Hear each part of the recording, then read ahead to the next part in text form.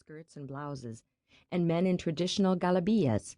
There were also young women in long dresses and head veils, the Islamic dress of the new fundamentalism, and peasant women sashaying down the street with their buttocks slung in tight black cloaks, a garment that revealed the very charms it was intended to conceal. Jasmine tried to see in the crowd the child she once was, a little girl with pale skin and blonde hair, skipping along with her duskier companions, carefree, unaware of the turbulent future that was racing toward her. Jasmine leaned close to the window. Was that girl somehow still here? And if she saw her, would she stop the taxi and say, "Come with me. We will go far away from here, far away from the danger and betrayal that awaits you." The taxi coughed and lurched past the pedestrians. Then, all of a sudden, she was on a street so stunning in its familiarity that, for a moment, she couldn't breathe. The driver slowed the car as Jasmine gazed out at trees and garden walls long forgotten. It was as if she had left Egypt only yesterday, and her fear grew. She could, of course, have thrown away the letter that had arrived at her Los Angeles office a few days ago with its cryptic message.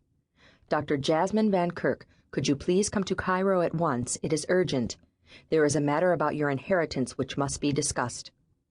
The letter was from a lawyer in Cairo. She remembered him from when she was a child growing up on Virgins of Paradise Street. The man had been the family's lawyer. Apparently, he still was. "You should go," her best friend Rachel, also a doctor, had said. "You'll never be able to get on with your life until you come to terms with your family. Maybe this is a good sign, a chance to lay your demons to rest." Jasmine had telephoned the lawyer for details. "I am sorry, Dr. Van Kirk," he had said, "but it is very complicated. You must come here." "Stop, please," she said to the driver, and the cab came to a halt beneath a canopy of ancient cottonwood trees that grew from behind an impressive stone wall.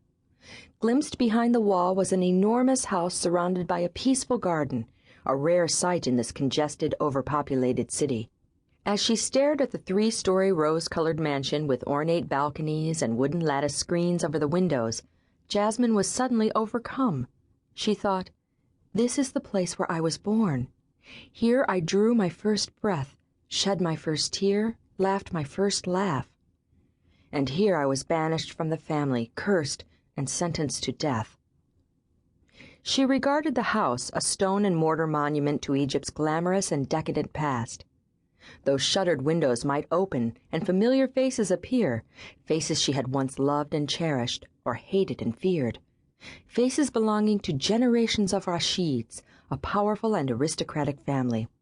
They had been rich beyond imagining, intimate friends of kings and bashas, beautiful and blessed, but under the glamour, burdened by secrets of insanity, adultery, murder. Questions crowded her mind. Does the family still live here? And then she was recalling words from long ago, Amira saying, "A woman might have more than one husband in her lifetime. She can have many brothers and many sons, but she can only ever have one father." "Driver," Jasmine said abruptly, turning away from the memory of her father and their last terrible day together. "Take me to the Hilton, please." As the taxi pulled out onto a busy street, Jasmine realized that she was crying. At the airport, when she had stepped down from the plane, she had braced herself for the shock of being back, but she had so prepared herself, so wrapped herself in defenses, that no shock had come. There had been no emotions, no feelings. She might have been in any airport in the world. But now, having driven through the city of her childhood, and having seen the house on Virgins of Paradise Street again, she felt the barriers begin to crumble. Cairo, after all these years! Despite her tears, Jasmine could see changes that astounded her. Many of the aristocratic old houses had been sold to big businesses. Neon signs were affixed to elegant old facades. There were high-rises going up, new construction, the constant noise of jackhammers and pile drivers. It looked as if a war had demolished whole city blocks and surrounded them with chain-link fences. Even so, this was still her beloved Cairo. Brazen, gaudy, audacious, this was a city that had withstood 10 centuries of invasions, foreign occupations, wars, plagues, and eccentric rulers. Her taxi lurched and braked around Tahrir Square, now like the center ring in a circus, chopped off